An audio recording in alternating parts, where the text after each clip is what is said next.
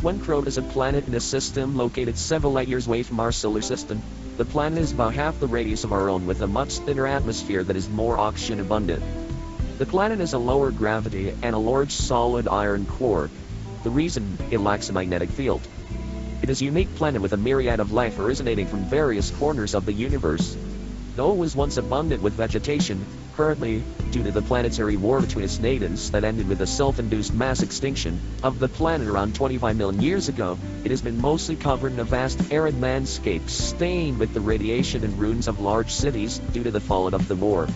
The planet's surface is dry, with less than 1% of its surface covered by water.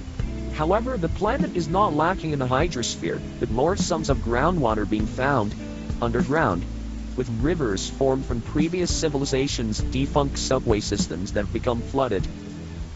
Since then, the planet has been used as a junkyard by various spacefaring civilizations over the millions of years since its extinction. This has resulted in a planet with an ecosystem of many alien creatures, originating from various different planets that have stuck their way onto the various vessels that have visited. Much of the life on the planet has converged with our own in various ways.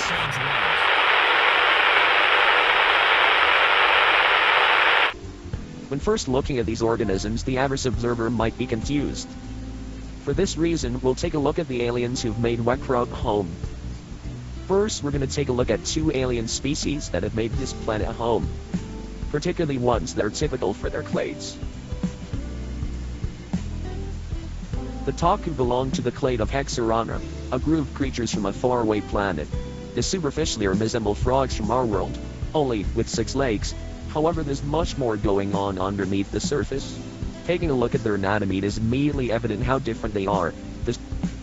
Their skeletons are fully developed like the vertebrates on our planet, but their pelvic bone fused similarly to modern frogs, allowing them to leap with remarkable efficiency. Most of them also have horns coming out of their skull, and most species use for self-defense or mating displays. Their muscles are distinct as they work through hydraulics, similar to tarantulas, meaning their limbs are pushed via hydraulics instead of being pulled. The thorax of their 3-part structure is covered in a woolly exoskeleton, used for insulation and extra protection. Their heads and abdomens are covered in a smooth, moist skin, typically a shade of green. This species in particular uses their skin to breathe in this planet's high oxygen atmosphere instead of having dedicated lungs, a very peculiar trait even on this planet. They are a thin pursuit predator that mainly feeds on various rat-like species throughout the planet. Their physiology and genetics provide insight into their evolutionary background. Despite having a closed circulatory system and internal skeletons, they are a highly evolved form of creatures very similar to the octopods of our world. You can see remnants of their octopi ancestors in their horns, which are derived from ancient antennae, and the wool coating on their thorax is a remnant of their exoskeleton. One of the other clades in this planet is the dune rat. If these creatures seem familiar, that's because they are. They are distant relatives of the rats of our planet that have rapidly radiated out to fill various niches on this planet, diversifying even more rapidly due to the planet's high radiation causing more mutations.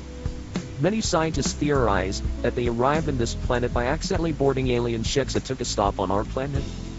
While they are very similar to the rats we're used to, there are a few key differences that differentiate them from the ones we see in our everyday lives.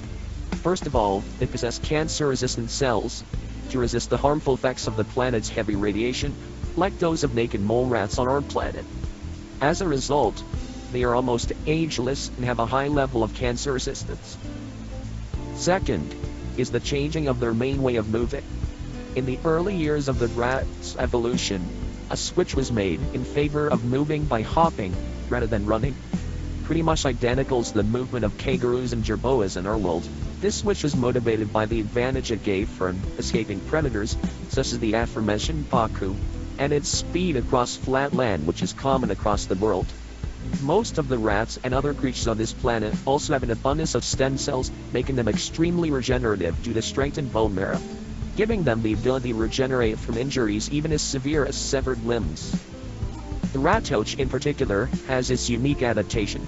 They are a small species that eat any animal smaller than them, along with various fungi. On their side and underbelly they have scales. These scales develop in the same way as armadillo and pangolin armor on our world. read about their scales is a thin membrane of skin between their limbs, allowing them to glide from high ground. Their front claws are adapted to claw and dig to find tuber-like fungi and animals underground. Thanks for watching. More takes in the wondrous world of Wen-Krawt will be available soon. Thank you.